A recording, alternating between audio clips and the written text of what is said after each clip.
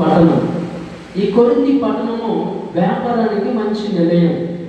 అయితే ఈ కొరింథీ పట్టణానికి పౌలు దేవుని తెలుసుకున్న తర్వాత అప్పుడు పిస్కల దగ్గరికి ఆయన వచ్చాడు.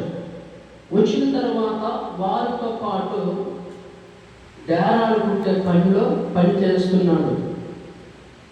చూడండి, ఎప్పుడైతే డేరాలు కుట్టే పని చేస్తున్నాడో అక్కడ ఎవరికి ఇబ్బంది లేకుండా, ఆ చుట్టుపక్కల ఇబ్బంది లేకుండా ఆయన కొంతకాలం కష్టపడి పని చేయవలసి వచ్చింది.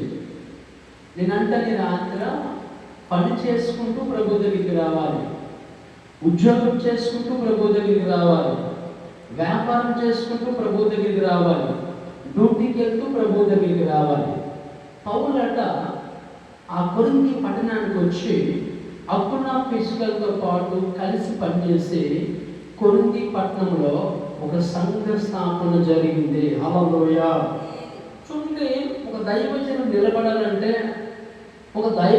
నిలబడాలంటే సపోర్ట్ చేసేవారు ఉండాలి, సహకరించేవారు ఉండాలి, మళ్ళీ ఏంటట మనకి సహాయం చేసేవారు ఉండాలి.